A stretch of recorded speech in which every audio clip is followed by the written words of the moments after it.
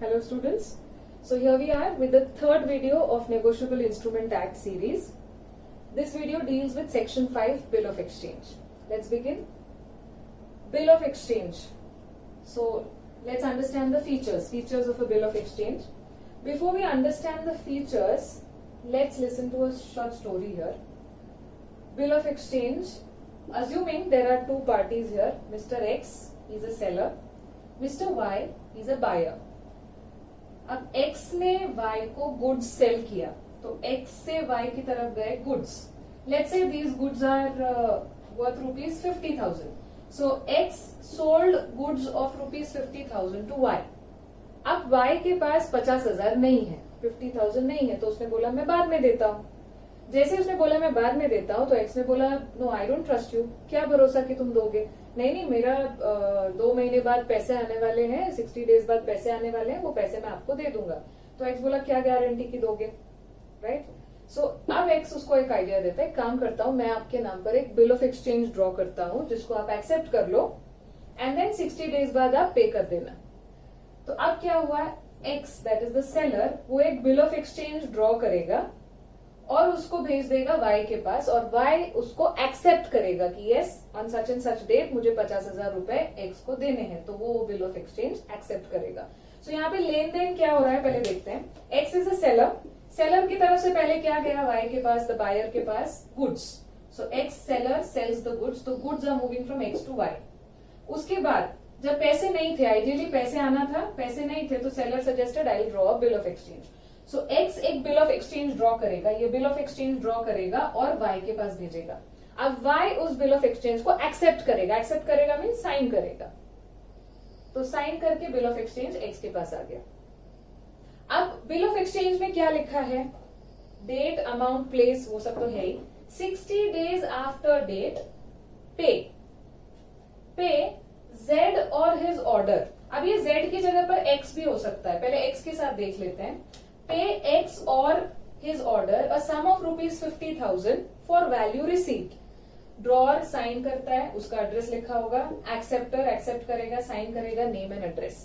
So X and Y दोनों ने sign किया. तो हुआ क्या, गुड्स मिलने के बाद X ने ये बिल ऑफ एक्सचेंज ड्रॉ किया, खुद साइन करके भेज दिया. अब Y के पास जब बिल ऑफ एक्सचेंज आया, उसने साइन करके बिल को एक्सेप्ट किया और X के पास वापस भेज दिया. This is the story. अब इसमें लिखा हुआ है X और हिज ऑर्डर. इसका मतलब क्या है कि X खुद 60 डेज के बाद पैसे ले सकता है या किसी और के नाम पे एंडोर्स कर सकता है. फर्स्ट वीडियो में हमने देखा negotiable instruments are transferable from one person to another, और उसके मेथड्स में एक मेथड था एंडोर्समेंट.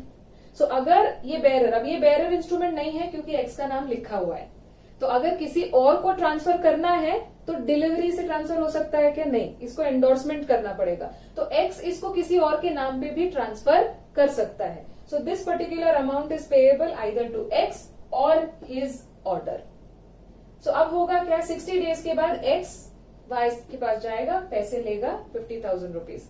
अब स्टोरी थोड़ा सा चेंज हो गया. हुआ ऐसे कि जब X ये बिल ऑफ एक्सचेंज बनाकर Y के पास भेज रहा था, इसके बीच X ने भी किसी से गुड्स खरीद लिए. लेट्स से X ने Z से गुड्स खरीद लिया. अब X परचेसेस गुड्स, तो गुड्स गए Z के पास से, X को गुड्स मिल गए. अब 50,000 रुपए देने हैं, बट X के पास भी पैसे नहीं है बिकॉज Y ने तो पैसे पे ही नहीं किया. तो सेम स्टोरी, X बोलेगा कि एक काम करते हैं, आपको मैं बाद में देता हूँ पैसे, 60 डेज के बाद देता हूँ. तो Z बोलेगा मुझे भरोसा नहीं है. तो X ने बोला एक काम करता हूँ, मैं आपको बिल ऑफ एक्सचेंज देगा जो मेरे बायर ने एक्सेप्ट किया हुआ है. तो अब क्या होगा, X जो है खुद का नाम लिखने की बजाय डायरेक्टली Z का नाम लिख सकता है क्या? यस. सो X ने लेट्स से Z का नाम लिख दिया. तो अब क्या होगा, अब ये बिल ऑफ एक्सचेंज Z को भी दिया जा सकता है. सो अगर X का नाम लिखा होता तो क्या वो Z को बिल ऑफ एक्सचेंज नहीं दे सकता? दे सकता है, लेकिन क्या करना पड़ेगा, एक काम बढ़ जाएगा. क्या करना पड़ेगा, X को ये बिल Z के नाम पर एंडोर्स करना पड़ेगा. पीछे बिल के पीछे Z का नाम लिख के X को साइन करना पड़ेगा. अगर ये अवॉइड करना है तो वो डायरेक्टली Y को कह सकता है कि Z को ही पे कर दो. सो Z का नाम बिल ऑफ एक्सचेंज पे भी हो सकता है या बाद में एंडोर्समेंट के थ्रू भी Z का नाम इंक्लूड किया जा सकता है. लेकिन अज्यूमिंग कि Z का नाम पहले से ही लिखा है, तो ये पार्टीज की पोजिशन क्या है, let's see. X is the seller, इसका मतलब वो क्रेडिटर है. Y इज द बायर, मतलब वो डेटर है. अब जैसे ही बिल ऑफ एक्सचेंज बीच में आ गया, एक्स बन गया ड्रॉर, क्योंकि उसने बिल ड्रॉ किया था और वाई को भेजा था, सो एक्स बिकम्स द ड्रॉर। किसके नाम पे किया है? Y, Y has to pay, so Y becomes the drawee. X जो सेलर है, क्रेडिटर भी है, वो ड्रॉ कर रहा है बिल, तो he becomes the drawer. Y जो हमारा डेटर है और ड्रॉई भी है। अब ऐसे हुआ कि जब second transaction, when the second transaction takes place, अब जो है एक्स बन गया डेटर और जेड बन गया क्रेडिटर, तो अब दो डेटर्स हो गए। ये कंफ्यूजन हटाने के लिए जो हमारा पहला वाला डेटर है, इसको हम बुलाते हैं प्रिंसिपल डेटर।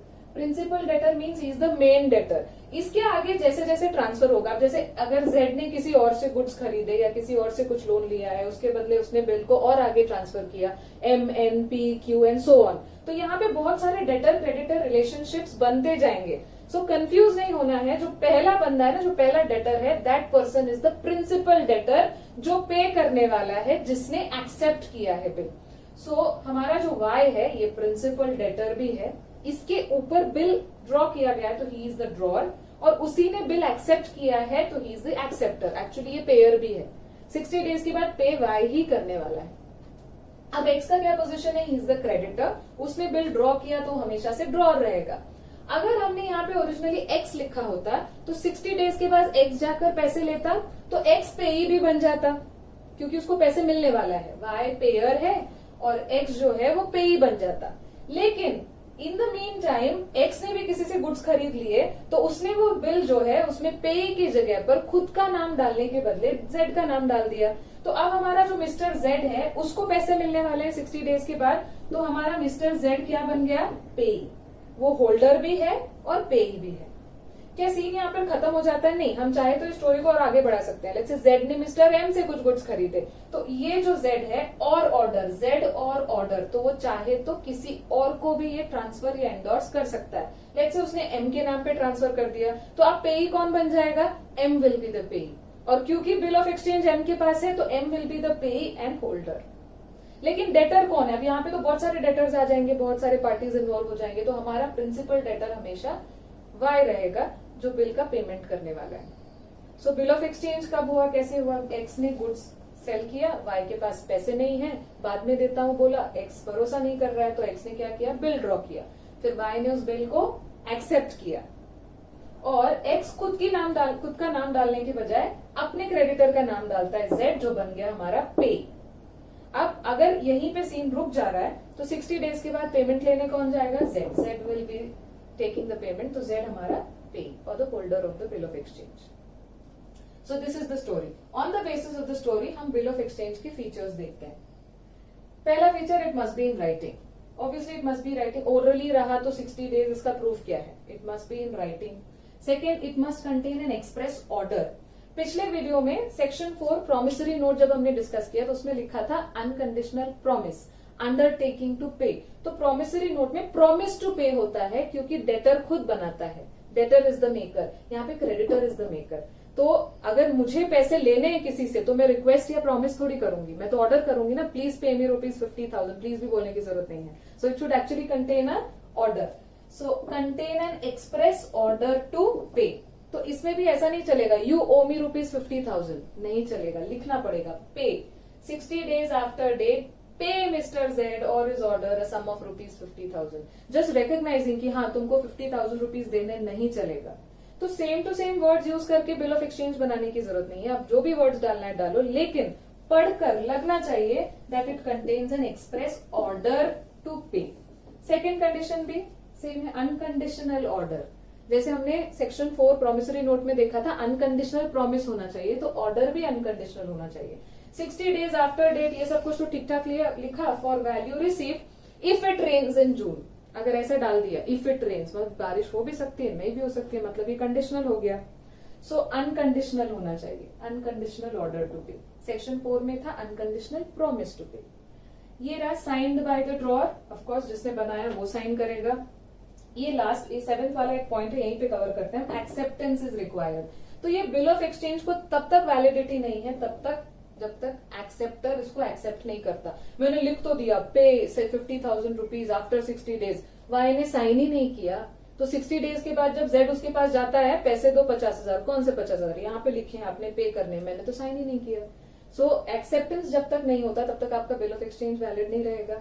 सो अगर पेमेंट करवाना है तो acceptance is required. Certain sum of money only, तो अमाउंट शुड बी सर्टेन। यहाँ पे हमने जैसे हम देखते हैं सेक्शन 4 में भी देखा, ऐसे नहीं चलेगा 60 डेज आफ्टर डेट पे जेड और is order a reasonable amount, नहीं चलेगा। 50,000 स्पेसिफाई करना पड़ेगा। तो certain amount of money only, यहाँ पे मनी 50,000 रुपीज पैसे दे रहे हैं, उसके बदले 5 ton of goods, 5 ton of rice, नहीं चलेगा। अमाउंट मनी होना चाहिए। So certain sum of money only. Next is drawer, drawee, payee must be certain. जैसा कि हमने स्टोरी में देखा, 3 पार्टीज इन्वॉल्व है, लेकिन हमको पता है कि कौन से पार्टी का क्या लीगल पोजीशन है। तो हमारा जो सेलर है वो ड्रॉअर है, तो इसका मतलब हमारा ड्रॉअर सर्टेन है। हमारा जो मिस्टर वाई डेटर है, बायर है, ओरिजिनल या प्रिंसिपल डेटर, वो हमारा ड्रॉई है। और क्योंकि यहाँ पे जेड का नाम लिखा हुआ है, जेड को पेमेंट मिलने वाला है, तो जेड हमारा पेई है। सो drawer, drawee, payee must be certain. इसमें एक और पॉइंट ऐड कर सकते हैं, क्या हमारा ड्रॉअर और पेई सेम हो सकते हैं? Answer is yes. अगर यहाँ पे Z के बदले X का नाम लिखा हो और X को किसी को कोई पैसे नहीं देने हैं, तो 60 डेज के बाद X खुद जाकर पैसे ले सकता है।